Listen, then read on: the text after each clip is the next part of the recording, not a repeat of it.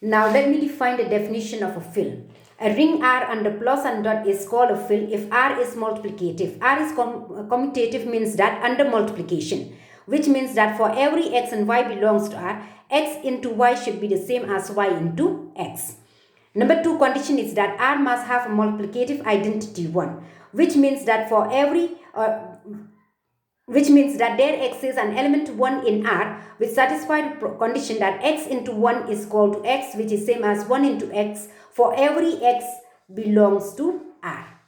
Number 3 is every non-zero element has multiplicative inverse in R itself in a ring.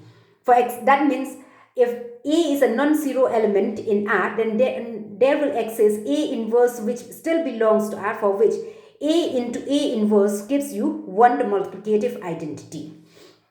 And if R is satisfy all these 3 properties, then R will be called a fill, and it is usually denoted by F.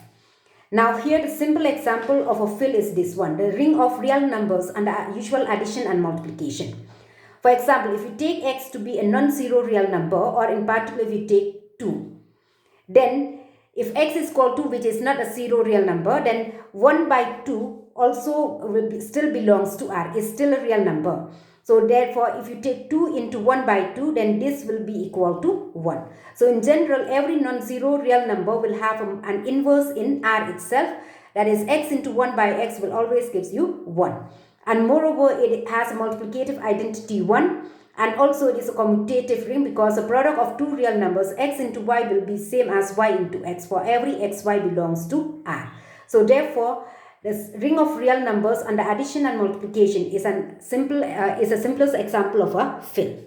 But if I consider this ring of integers under the usual addition and the usual multiplication, this one is not a fill, because if I take 2 to be a which is a non-zero number of integers, then the inverse of 2 is equal to half, because 2 into half gives you 1.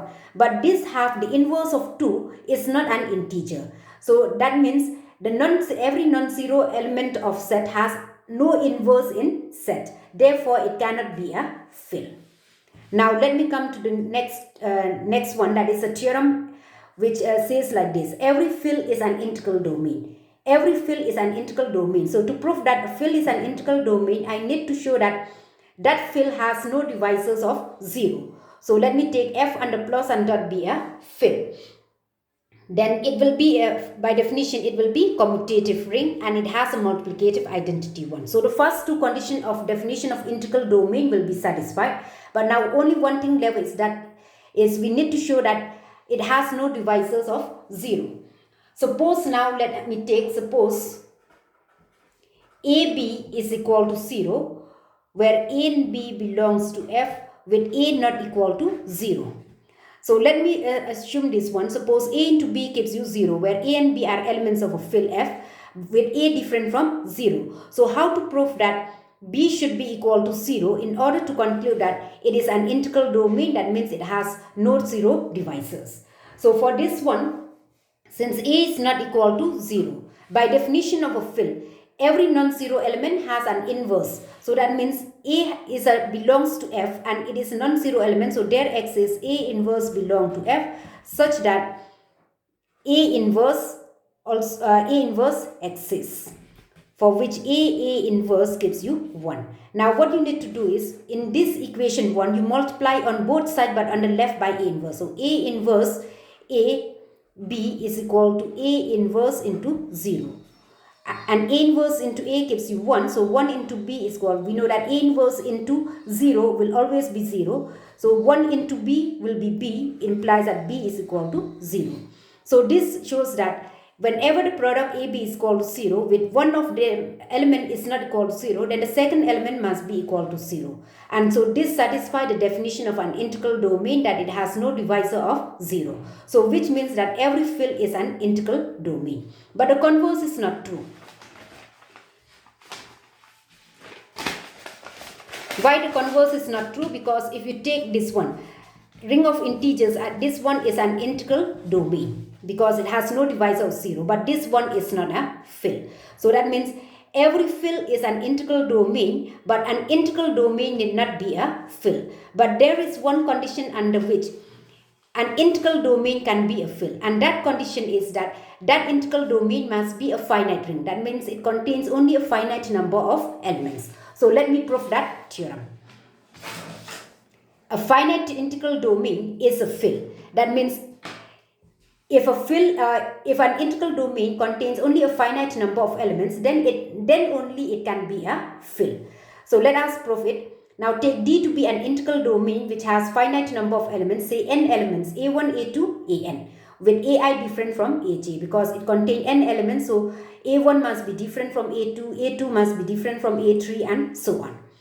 Now suppose take a belongs to D, where a different from 0. That means this a can be any of this one. It can be a1, or it can be a2, or it can be a3, or it can be an.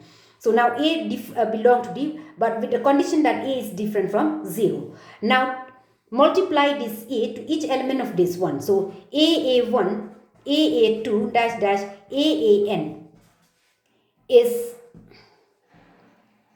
again the elements of D. These are elements of D but written in different form.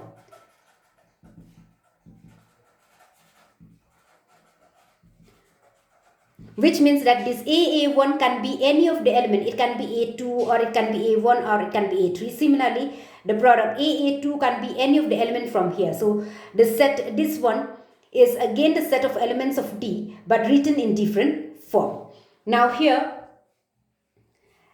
since this element a1, a2, an is one of the element from this set only, so it means that there exists an element, say aak, which will be equal to a, because a is also belongs to D, so that means a will be one of the element among this set of n elements. So aak must be equal to a, and this will implies that aak can be written as a into 1, because 1 is a multiplicative identity which belongs to the integral domain. So a into 1 is same as a, and since D is an integral domain, so it will have this. It will satisfy the cancellation law, both left and right. So if I apply the left cancellation law from here, then it implies that ak should be equal to 1. So that means the element 1 also belongs to D. That means this element 1 also must be in D. Now, if this element 1 belongs to D, so there must exist at least one of the product from here which is equal to the element 1. Say AAE is equal to 1. Now AE is equal to 1 means the same thing, only equal to AE. Why? Because it is an integral domain. It is, since D is an integral domain, so it must be commutative. That is AE is same as AE. Now AE is equal to 1 implies that A is equal to 1 also. Now from here AAE is equal to 1 implies that AE is the inverse of A, because A into A inverse gives you 1. So here AE will act as the inverse of A. So AE inverse is equal to 1, which means that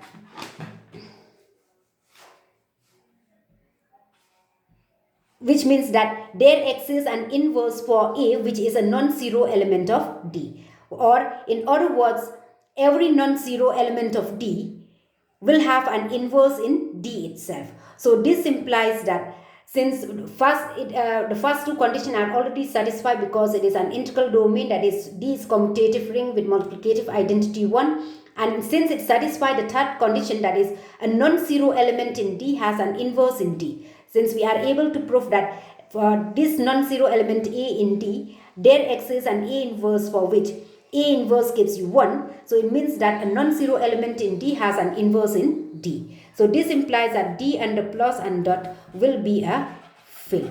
This is true because of the assumption that this D is a finite integral domain, or D contains only a finite number of elements. But if we remove this one, then in that case it will not be true, because if you take that example, set under plus and dot, ring of integers, this is an integral domain which contains infinitely many numbers, plus or minus 0, plus or minus 1, plus or minus 2, plus or minus 3, and so on, infinite number. Therefore, in this one is a simplest example of a ring of an integral domain which is not a fill. So you see that from the previous theorem, we know that every fill is an integral domain, but the converse is not true by considering this example. But in order that an integral domain becomes a fill, we need this condition. It must be a finite integral domain. That means that integral domain must contain only a finite number of elements. Then in that case, a finite integral domain will always be a fill. Hope it is clear now with this explanation.